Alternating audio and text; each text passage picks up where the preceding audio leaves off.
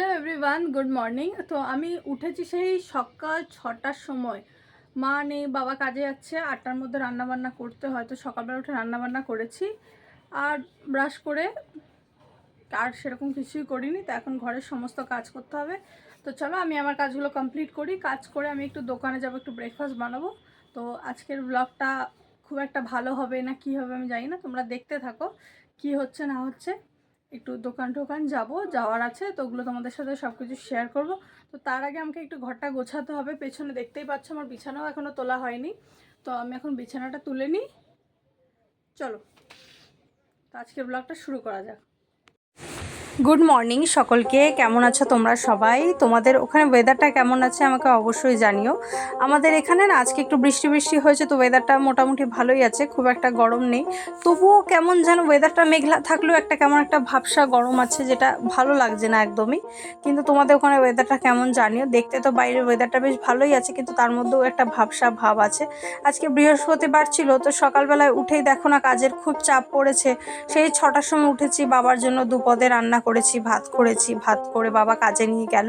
তারপর আমি লেগে পড়েছি ঘরের কাজ করতে। এই বিছানা গোছালাম, ঘর ঝাড় দেবো, তো তার জন্য তারপরে মনে পড়লো আজকে তো বৃহস্পতিবার, ঠাকুরঘরটা ভালো করে পরিষ্কার করে নিলাম। এই ঠাকুরের নিচের পাতার কাপড়গুলো বৃহস্পতিবার তোলা হয়, কিন্তু আজকে আমার একদমই সময় নেই, তো আজকে তুলিনি, তাই ভালো করে ঝেড়ে দিলাম।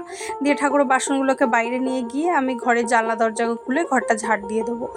সকাল থেকে কাজের চাপ প্রচুর থাকে, আর আমি চেষ্টা করছি এখন এই গরমের মধ্যে সকাল সকাল কাজবাজগুলো শেষ করে ঘরের মধ্যে বসে থাকা। কারণ কি এই রোদের মধ্যে না বাইরের খুব একটা বেশি আমার ভালো লাগে না, তো ওই জন্য সকাল সকাল কাজবাজগুলো সেরে নিলেই ভালো।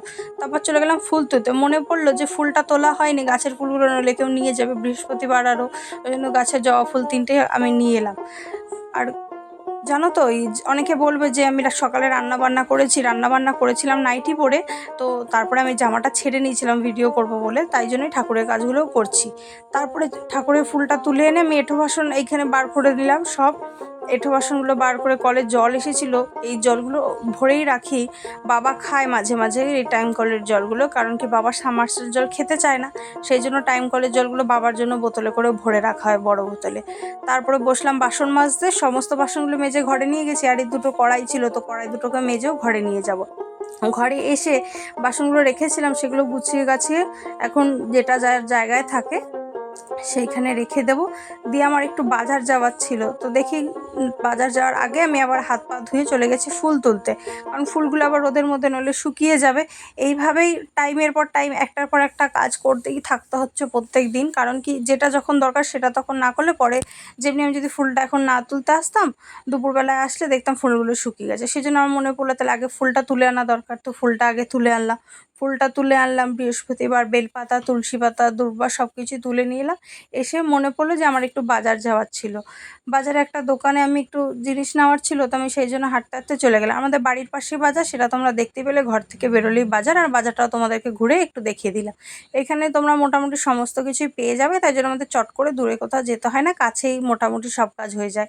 তো আমি এসে দুটো ক্লিপ নিলাম, আর এই একটা তোমার ফেস মাস্ক নিলাম, যেটা মুখে লাগাবো, তোমরা সেটা পরে দেখতে পাবে। আর এই একটা লিপস্টিক, বেবি লিপস টাইপের দেখতে দেখতে পেলাম, তো দেখে আমি নিয়ে এলাম। দেখে আমার খুব ভালোই লাগলো, আর 20 টাকা দাম নিল, আমার কাছ থেকে 15 টাকাই দিল। বেবি লিপসটা খুবই ভালো ছিল।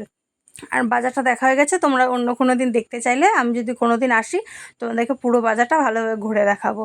এই যে দুটো জিনিস নিয়ে আমি ঘুরে এলাম, এসে চলে গেলাম আরেকটা কুর্তি কিনতে। তো কুর্তির দোকানে এসে আমার কুর্তিটা পছন্দ করাই ছিল, তো আমি ভাবলাম তাহলে ওইটাই নিয়ে যাই, আর বেশি কিছু দেখবো না। বের করে সঙ্গে সঙ্গে কুর্তিটা নিয়ে বাড়ি চলে আসলাম। বাড়ি আসার পথে মনে পড়লো আমি তো সকাল থেকে কিছু খাইনি, এই গরমে শরীরটা খারাপ হয়ে যাবে।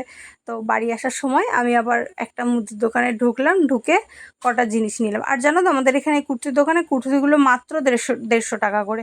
এই 150 টাকা এত সুন্দর সুতির কুর্তি তোমরা হয়তো অন্য কোথাও আর পাবে না, এটা একমাত্র আমাদের এখানেই পাওয়া যায়। আর আমি যেখানেই থাকি না কেন, আমি এই কাকির দোকান থেকে কুর্তিগুলো নিয়ে যাই, কারণ কি এই কুর্তিগুলো পরলেও খুব ভালো হয়, আর রঙও উঠবে না, খুবই ভালো থাকে। 150 টাকা বলে এই নয় যে রঙ উঠে যাবে, খুব জলদি খারাপ হয়ে যাবে, সেরকম না কিন্তু। তো এখান থেকে 2 প্যাকেট দুধ, একটা সেমাই নিয়ে বাড়ি গেলাম, বাড়ি গিয়ে একটু সেমাই খাবো বলে। আর আমি জানো তো যখনই দোকানে আসি, ছোট থেকে আমার মুখটা জানো তো খুব খুচখুচ করে ওই 2 টাকা 5 টাকার খাবার খাওয়ার জন্য। যখনই আসি এরকম একটা লাড্ডু বা কিছু দোকান থেকে কিনে নিয়ে আমি খেতে খেতে বাড়ি যাই। তো আজকেও তাই করেছি, দোকান থেকে একটা লাড্ডু কিনে আমি খেতে খেতে বাড়ি চলে এসেছি। বাড়ি এসে এই কুর্তিটা নিয়ে আমি চলে গেলাম আমার কাকিদের বাড়িতে। ছর্দি আমার সেলাই মেশিনের কাজ করে, তো ছর্দিকে কুর্তিটা দিয়ে এলাম। ছর্দি ভেবেছে ওর জন্য কোনো গিফট নিয়ে গেছি, তাই জন্য ওকে আমি বললাম তোর জন্য গিফট এনেছি।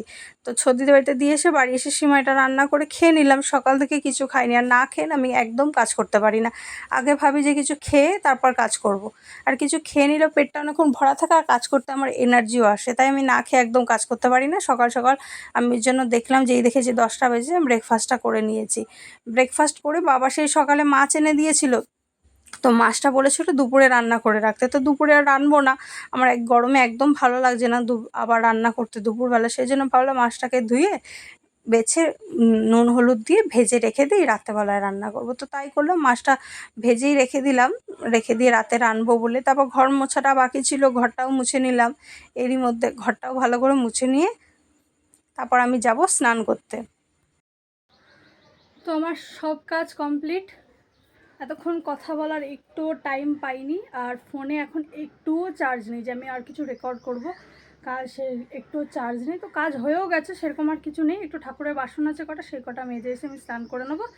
তারপর যখন পুজো দেবো তোমাদের সাথে সেটা শেয়ার করব। আজকে বৃহস্পতিবার, পুজো দিতে একটু লেট হবে, তো তখন তোমাদের সাথে শেয়ার করব।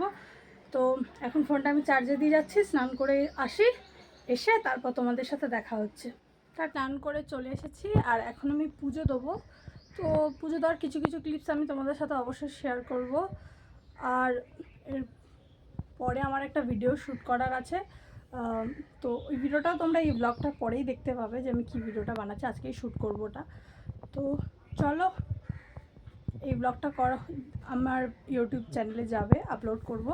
তারপরে যে ভিডিওটা আমি শ্যুট করব সেটা যাবে। তো সেই ভিডিওটা আমি দুপুরে খাওয়া দাওয়া করে তারপর শ্যুট করব। তার আগে পুজোটা দিয়ে নিই, অনেক লেট হয়ে গেছে। তো আমি তারপরে আমি বসলাম পুজো দিতে। আজকে বৃহস্পতিবার, তার উপরে আবার বুদ্ধ পূর্ণিমা ছিল। তো পুজো দিতে দিতে মিনিমাম আমার 12টা মতন বেজেই গেছে। ভেবেছিলাম 12টার আগেই কমপ্লিট করব, কিন্তু এত কাজের চাপে না কমপ্লিট করে উঠতে পারিনি। তো তোমরা ভিডিওটা দেখে কেউ ভাববে না আমি এত তাড়াহুড়ো করে পুজো দিচ্ছি। ভিডিওটা ফাস্ট ফরওয়ার্ড করা আছে। ভিডিওটাই না মিনিমাম পুজো দেওয়ার ভিডিওটা আমার আধা ঘন্টা কি 40 মিনিটের এরকম ছিল, তো অতক্ষণের ভিডিও, তাই আমি ফাস্ট ফরওয়ার্ড করে কেটে কেটে দিয়েছি। তারপরে পুজো দেওয়াটা কমপ্লিট করে তারপর আমি লাঞ্চ করলাম। আজকে লাঞ্চে ছিল পটল শস্য আর উচ্ছে আলুর ঝোল, আর একটা কাতলা মাছ ভাজা। মাছটা তরকারি করিনি আমি, বাবা বলেছিল করতে, কিন্তু আমার আর ইচ্ছা করলো না এই গরমে, তাই আমি ভাজা দিয়ে দুপুরবেলায় খেয়ে নিয়েছি। তো ব্যাস, ভিডিওটা এই পর্যন্তই। কেমন লাগলো অবশ্যই কমেন্ট করে জানিও।